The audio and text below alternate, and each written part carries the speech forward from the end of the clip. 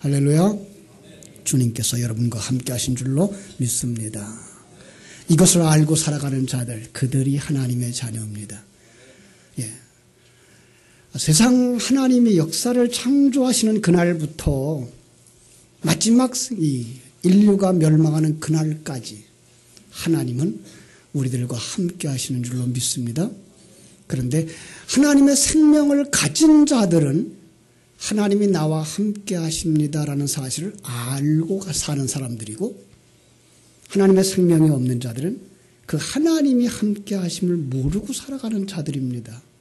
그 하나님이 함께 하심을 모르고 살아가는 자들을 성경은 죽은 자라고 말하고, 하나님이 함께 계신 것을 보지 못하는 그들을 소경이라고 말하고 있는 것입니다.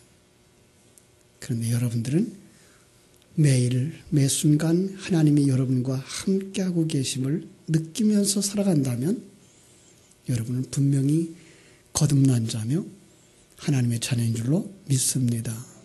그렇다면 우리는 만물 속에서 하나님이 그 속에 담아주신 진리를 보고 살게 되는데, 그것을 보지 못하고 있는 이들이 안타까움이 있어서 계속해서 성경은 이것이 바로 그 사건 속에 담아준 진리야 라고 말씀하고 있습니다. 그래서 제가 요한복음을 펼치면서 요한복음을 이렇게 보십시오라고 아주 간략하게 요약해드린 적이 있습니다. 바로 1장부터 2장 11절까지가 7날, 그래서 앞에 있는 7. 두 번째로 2장 1절부터 11장 57절까지가 7개 표적, 그래서 거기도 7. 그 표적을 통해서 하나님께서는 이제 하나님이 우리 안에서 성자 예수님이 어떻게 일하고 계시며 우리를 어떻게 구원하시는가를 보여주는 것을 담아주셨다. 그래서 그 7개 표적을 1장 50절과 51절로 연결시켜서 보시라고 말씀을 했습니다. 1장 50절 51절에서 우리에게 보여주는 게 무엇입니까? 더 큰 일을 보리라. 그것은 바로 하나님의 사자들이 인자 위로 오르락 내리락 하는 거다. 바로 구원에 관한 소식이다. 이렇게 얘기를 해줬고, 마지막에 이제 12장 1절부터 20장 29절까지에는 예수님이 마지막 7일 동안의 사역을 이렇게 보여줘서 하루 7일 동안의 사역을 다 펼쳐보며 주셨기 때문에 요한복음을 3개의 7일 7표적 마지막 7일 이렇게 기록을 했다. 그리고 이제 마지막 21장에 가서는 이제 후기로 이제는 너희들이 하나님을 사랑하는 자 되었으니 그렇다면 이제 이웃을 사랑하는 자 되어라. 그 말을 내 어린 양을 먹이라. 이런 말로 정리를 해서 요한복음을 간략하게 우리가 이해할 수 있다. 그랬습니다. 7개 표적 가운데 지금 우리가 5번째와 6번째 표적 사이에 들어와 있습니다. 그런데 5번째 표적이 무엇이었습니까? 지난주 물 위로 걸어오시는 예수님, 보통 다 그렇게 생각을 했어요. 그죠? 우리는 이 고해와 같은 세상 속에 일엽편주 같은 인생이고 거기에 올라오시는 예수님. 왜 올라오셔요? 우리의 선장이 되시겠다고. 우리의 운전사가 되시겠다고. 그런데 우리는 고집스럽게 선장의 자리에서 안 내려가려고 하고 있고 운전사의 자리에서 안 내려가고 내가 원하는 방향으로 끌고 가려고 하고 있다라는 얘기. 그래서 하나님은 아니 거기서 내려와. 내가 내 인생을 만들고 내가 너를 하나님의 아들로 그리스도의 신부로 만들게. 그것을 깨달아 알고 그분에게 이 주인의 자리를 넘겨주는 자, 그가 주님을 향하여서 주님이라고 부르는 사람들입니다. 예, 여러분들은 바로 거기에 들어가 있는데 그 사실이 오병이어 사건과 연결되어져 있다. 그래서 오병이어 사건의 그 설명과 사건 중간에 들어가 있는 사건으로 표적이 되어져 있었습니다. 바로 오병이어의 사건은 바로 그것은 바로 만나를 먹는 것, 양식을 먹는 것이 곧 우리가 하늘나라의 생명을 마시고 먹는 것, 예수 그리스도의 진리를 가지는 거다라는 이야기를 했습니다. 자, 이 오늘 본문도 바로 그런 이야기의 그 긴 설명이 들어가 있는 부분 가운데에 설명을 하기 좋게 이렇게 하나의 사건을 안에다 넣은 것입니다. 이스라엘 백성들은 안식일 또 절기를 아주 잘 지켰다 그랬죠. 그래서 절기를 지켰는데 예수님은 그 절기 지킴 속에다가 어떤 내용을 담아서 우리에게 주셨는데 너희가 그걸 보지 못하고 그냥 절기를 형식에 따라서 지키고 있구나. 그것은 아니다라고 가르쳐주기 위해서 지금 이 표적들을 안식일에 일어난 사건들 38년 된 환자가 안식일에 나왔죠. 그 다음 사건부터는 이제 6월절의 오병이어의 사건 그리고 오늘 사건은 놀랍게도 초막절에 일어난 사건으로 이렇게 기록하고 있습니다. 내용을 보려고 그러면은 그 바로 앞에 7장 37절 가서 볼 수가 있습니다. 37장 명절 끝날 곧 큰 날에 그래서 이 명절 끝날 어떤 명절인가를 가만히 봤어요. 그랬더니 7장에 보니까 또 어느 날이라고 되어 있는가 하면은 7장 앞으로 넘어가 보겠습니다. 2절 유대인의 명절은 초막절이 가까운지라 그랬고 예수님은 14절에서 이미 명절 중간이 되어 예수께서 성전으로 올라가서 가르쳤고 그래 초막절이에요. 초막절 명절 마지막 날에 빚어진 사건이 하나 있었어요. 그러니까 이 사건을 그들이 가지고 있는 그 절기에다가 연결시키면서 이 절기 안에 담아준 진리를 모르는 자들은 죽은 자들이야. 그들은 바로 간음한 여자야 이렇게 설명하고 있는 거예요. 자, 그들에게 명절이 있었어요. 어떤 명절이 있었죠? 6월절이 있었고요. 오순절이 있었고요. 그리고 초막절이 있었어요. 여러분 잘 아시지만 다시 한번 점검해 보고 하겠습니다. 6월절은 어떤 날입니까? 이스라엘이 출애굽할 때에 어린 양을 잡아서 그의 피를 문에 발라서 죽음의 사자가 넘어간 절기, 이 넘어갔다라고 하는 것이 6월이에요. 이게 한자로 써서 그래요. 6월이라는 말은 죽음의 사자가 넘어간 절기. 누구 때문에? 어린 양 예수 그리스도 때문에. 그런데 놀랍게도 이 6월절에다 바로 붙여놓은 하나의 절기가 있었죠. 초실절이에요. 초실절이 무슨 절기인가 하면 바로 첫열매 드리는 절기인데 놀랍게도 이것이 신약에 와서 우리가 밝혀진 것은 예수 그리스도가 첫열매 되어져서 하늘나라로 돌아가는 그 그림을 우리에게 보여준 절기예요. 그래서 이때를 초실절과 6월절, 무교절을 하나로 묶어서 보고요. 그 다음에 50일이 지나고 나면 오순절이 있어요. 그 오순절에는 바로 소맥을 거두는 시기예요. 첫 열매로 예수가 올라간 것처럼 성령으로 충만되어져서 하나님의 백성들이 구원받는 절기, 이걸 오순절에다 담아놓은 거예요. 그리고 나면 이제 수장절이죠. 수장이라는 말, 우리 한자죠. 역시 거두어들인 것을 창고에 두었다라는 거예요. 창고에 두었으면 되는데 왜 거기다가 초막절이라고 붙이는가 하면은 그들은 또 나가서 들판에 나가다가 거기다가 초막을 짓고 일주일 동안 거기서 살아요. 지금도 유대인들은 그래요. 그래서 유대인들이 여행 중에 좋은 호텔에 머무르는 기간이라 할지라도 초막절이 되어지면 그들은 호텔방 놔두고 밖에 나가서 초막을 짓고 거기서 묵상하는 그런 절기예요. 자, 그런데 거기에 담아주신 진리가 있어요.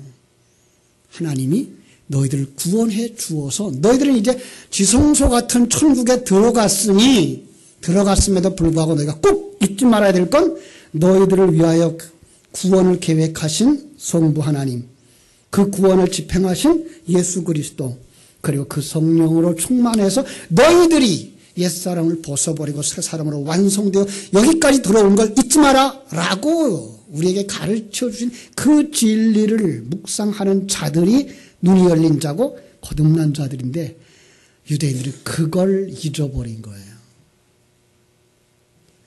잊어버렸든지 아니면 처음부터 모르든지. 여러분, 진리를 모르면, 진리를 잃어버리면 뭐만 남을까요? 형식만 남는 거예요. 내용물이 없으면 뭐만 남아요? 그릇만 남는 거예요. 그렇죠? 그러니까 하나님의 세계의 역사하심, 하나님의 일하심, 그걸 보지 못하면 뭐만 보여요? 세상사만 보이는 거예요. 바로 지금 우리가 그걸 보고 있는 거예요. 예수님 당시에 바로 그렇게 초막절을 지켰어요. 예수님 당시에 초막절을 지키는 그 상황을 제가 전에 한번 설명해 드린 적이 있어요. 두 가지 성경에 기록되어지지 않고 또 율법의 의식으로 요구되지도 않는데 그들이 하는 행위가 있었다 그랬어요. 하나가 뭔가 하면 제사장들이 금그릇을 가지고 실로암에 내려가서 물을 떠다가 성전에다 붓는 거예요. 그래서 성전 문지방에다가 붓고 그리고 하루에 한 바퀴 제단을 돌고 그 제단에다가 물을 부어요. 그러니까 제사장들이 여럿이 그렇게 하면 어떻게 되겠어요? 성전 문지방에서부터 제단까지 그 앞에까지 완전히 물바다가 되는 거겠죠. 제물을 드리면서 또 그런 일을 했어요. 그걸 일주일 동안 하는 거예요. 왜 그랬을까요? 성경은 그걸 말하지 않는데요.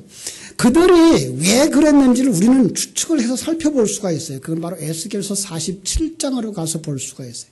에스겔서 47장의 1절로 2절을 묵상하면은요, 여호와 하나님께서 여호와의 그 영광이 다시 회복되어졌을 때, 에스겔서에서 그 이스라엘 백성들이 바벨론으로 포로되어지기 전에 하나님의 영광이 성전에서 떠나는 그림이 나오고요. 그리고 얼마 있다가 성전이 다시 돌아와요. 그러면 다시 돌아와서 그 성전이 완성되어졌을 때 거기에 성령이 충만하면 에스겔서 47장 1절로 2절과 같은 상황이 벌어진다 그랬어요. 한번 읽어볼까요? 에스겔서 47장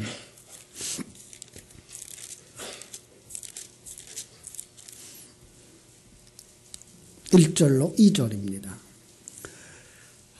구약성경 1226쪽인데요. 그가 나를 데리고 성전 문에 이르르시니 성전의 앞면이 동쪽을 향하였는데 문지방 밑에서 물이 나와 동쪽으로 흐르다가 성전 오른쪽 제단 남쪽으로 흘러내리더라. 그가 또 나를 데리고 북문으로 나가서 바깥 길로 꺾여 동쪽을 향한 바깥문에 이르시기로 본즉 물이 그 오른쪽에서 스며 나오더라.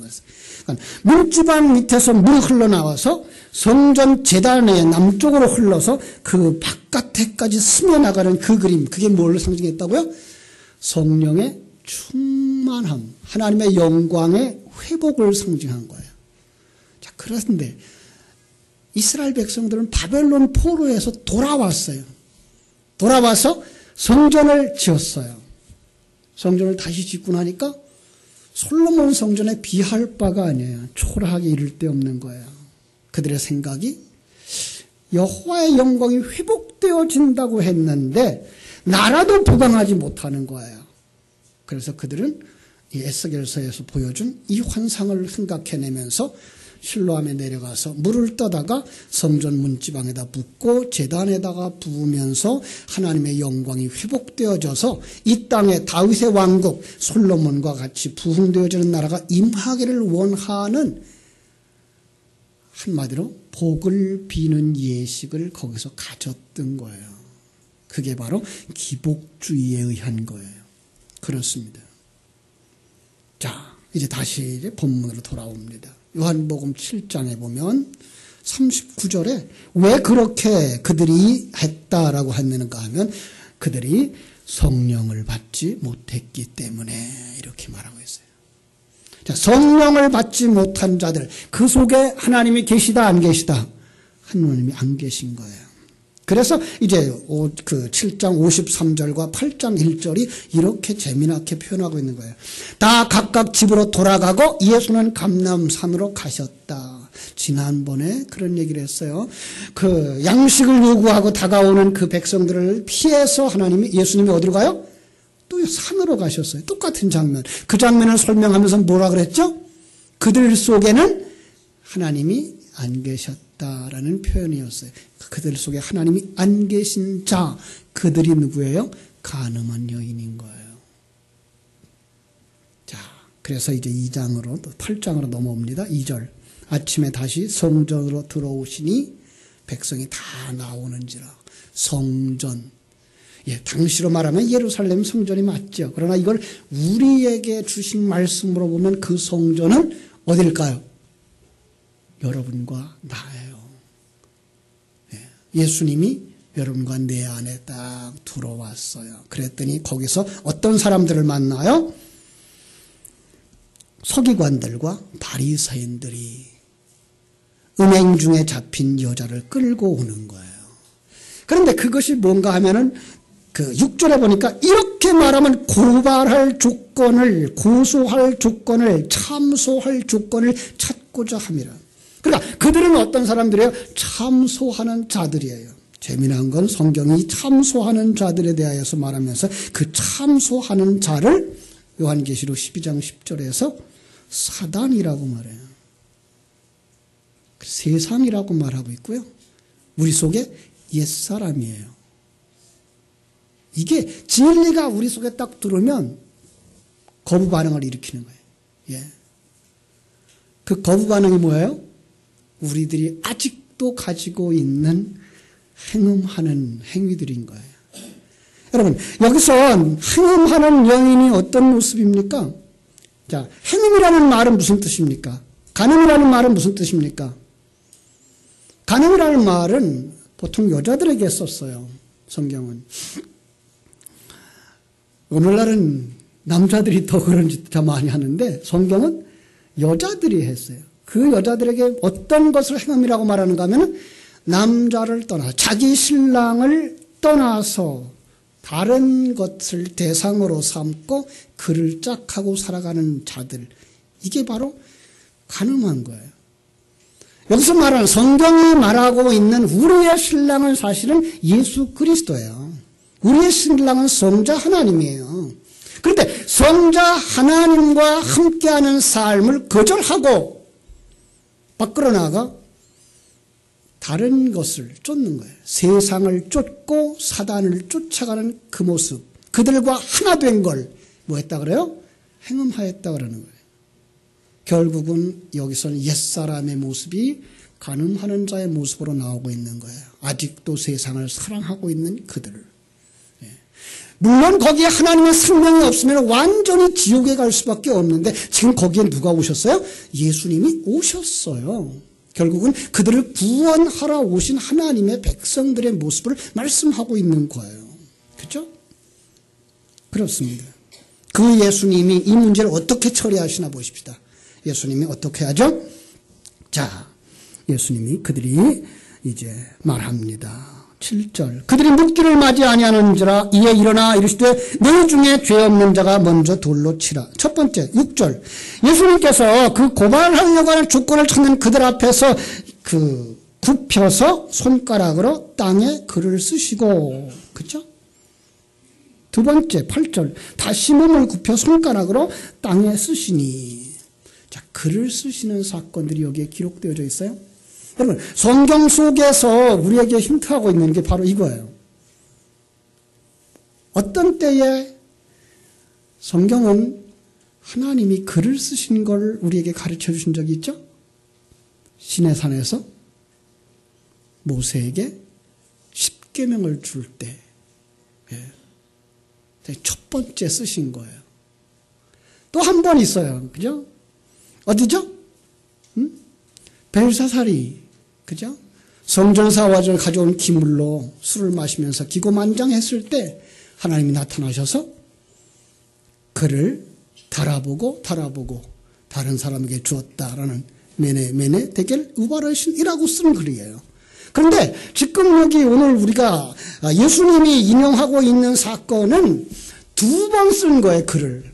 그건 바로 시내산 사건이에요. 한 번 돌비에다 글을 써서 주었어요. 그런데 그들이 그때 뭐 하고 있었죠? 우상숭배하고 있었기 때문에 그 우상숭배하는 그들 앞에서 돌이 깨어지면서 거기서 3,000명이 죽어요. 그 사건으로 말미암아 3,000명이 죽어요.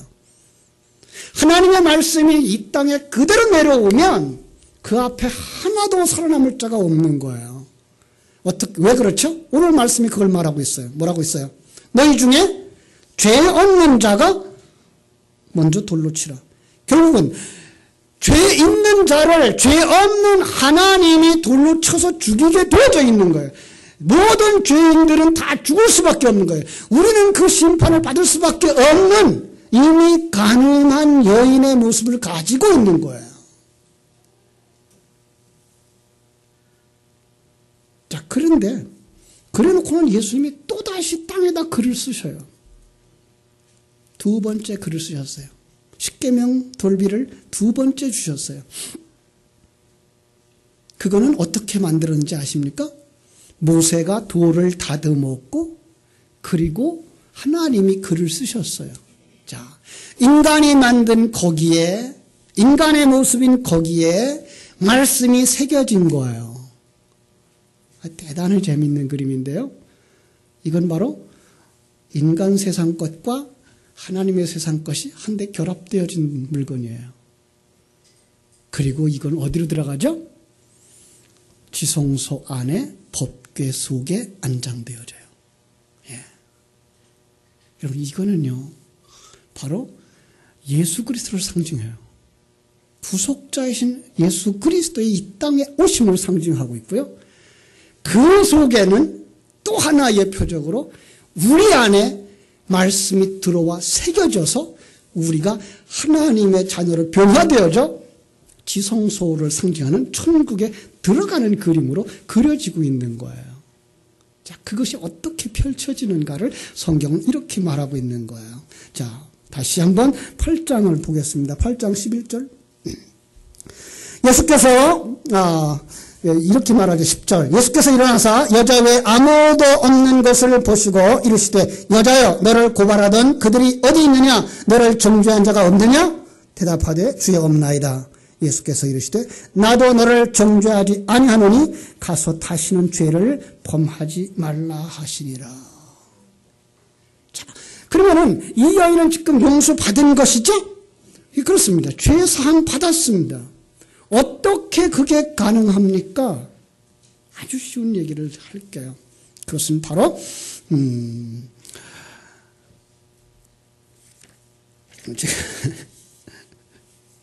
제가 오늘 설교를 좀 쉽게 하려고 누가복음 8장으로 가보겠습니다. 누가복음 8장 43절.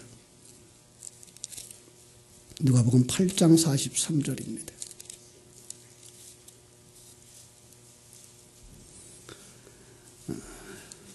(43절) (44절입니다) 이에 12해를 혈루증으로 앓는 중에 아무에게도 고침을 받지 못하던 여자가 예수의 뒤로 와서 그의 옷가에 손을 대니 혈루증이 즉시 그쳤더라. 바로 이 말입니다. 죄 없는 자가 둘로 치라 하신 그 사건과 이 사건이 어떻게 연결되어진지 잘 생각해 보세요. 자, 분명히 우리는 그 율법에 의하면 정죄받아 죽을 수밖에 없는 자들이었어요. 그런데 예수님이 이제 우리 안에 들어오셔요. 어떻게 들어오시는가가 성경에 여러 군데 기록되어져 있지만 우리가 민수기 5장에 가보면은 하나님의 말씀을 풀어놓은 물과 그 다음에 성소에서 재를 가져다가 한데 섞어서 가늠하였나 안 가늠하였나 보자라고 하는 그 여인에게 먹이면 그 여자가 범죄하였으면 넓적다리가 떨어져서 죽는데요. 그런데 재미난 건 범죄하지 아니하면 임신한다고 되어져 있어요. 나중에 한번 찾아보세요. 민수기 5장 28절이에요. 묘하죠? 아니 그 정결한가 부정한가를 보려고 하는 그 말씀을 물에다가 풀었고 거기에다가 성소에서 온 재를 섞은 그 물을 마셨는데 어떻게 임신이 되어져요? 상징이겠죠? 그렇습니다. 말씀이신 예수 그리스도가 죄인된 우리와 하나 되어져서 우리가 죄인인 것이 들통나는 거예요. 예. 죄인 것이 들통나오면 그 죄를 누가 가져가시는가 하면 예수님이 가져가시는 거예요. 바로 이 혈루증 여인의 예수님의 옷에 손을 대자 그 혈루증이 예수님께로 전이 되어져 가고 바로 그 여인은 건강한 모습으로 일어나는 그 모습이 여기에 들어가 있는 거예요. 그렇습니다. 우리의 간음한 삶, 다시 말하면 세상과 짝하고 세상을 사랑하고 이게 전부인 줄 알고 사마리아 여인처럼 5개의 남편을 가지고 살았던 인생들. 근데 그 속에 예수님이 찾아오신 거예요. 그 속에 성자 하나님이 찾아오신 거예요. 그 속에 생명과 진리이신 말씀이 들어오신 거예요.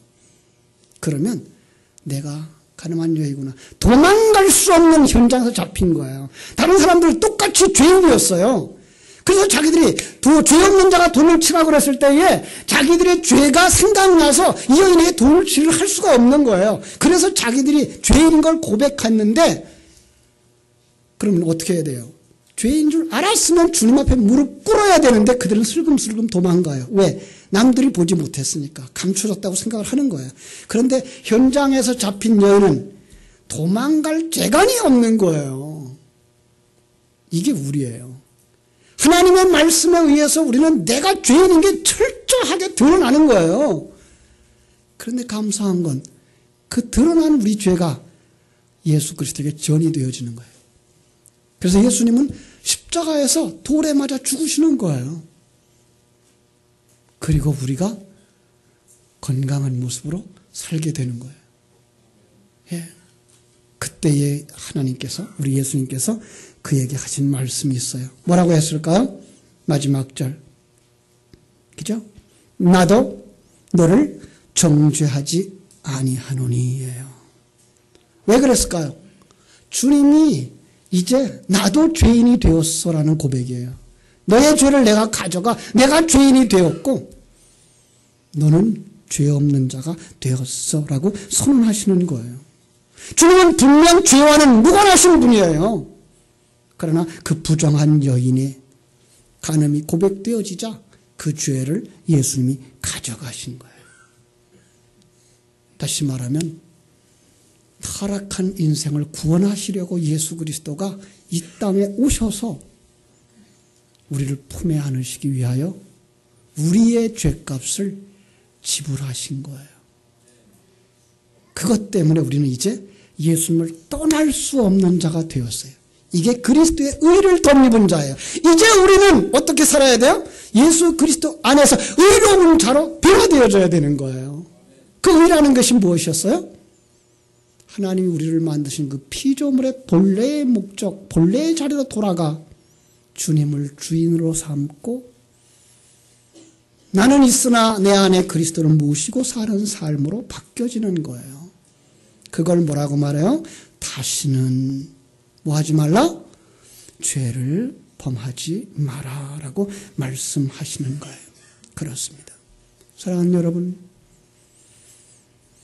보리떡 5개와 물고기 2마리를 먹은 사람들은 바로 예수 그리스도를 내 몸에 모신 사람들이며 그 내 안에 오신 예수님은 우리를 위하여서 내 죄를 대신 짊어지시고 고난을 당하신 그리스도입니다.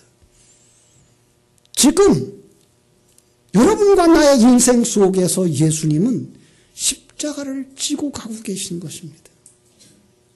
이제 우리는 그 속에서 내 옛사람을 주님과 함께 십자가에 못 박으며 새 사람으로 완성되어져서 다시는 세상을 사랑하는 쪽으로 돌아가지 아니하고 사단의 올무나 함정에 빠지지 아니하고 신랑 되신 예수 그리스도의 뒤를 따라가시면 되는 겁니다. 주님과 함께 매일 매 순간 승리의 삶을 살아가는 여러분 되시기를 주님의 이름으로 축원합니다. 기도하겠습니다. 하나님 우리 아버지, 하나님의 크신 사랑과 은혜를 감사합니다.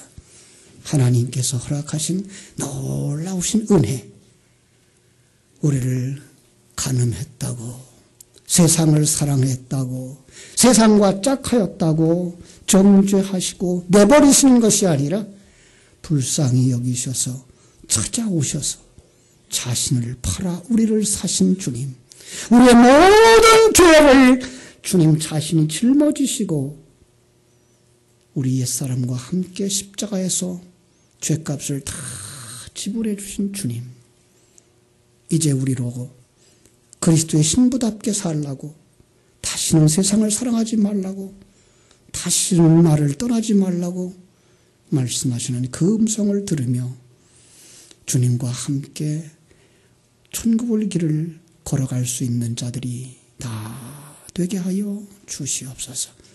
주께서 힘 주시고 능력 주시는 자 가운데서 그리스도의 영광을 드러내는 자들 다 되게 해주실 줄을 믿사오고 거룩하신 예수님의 이름으로 기도하옵나이다. 아멘.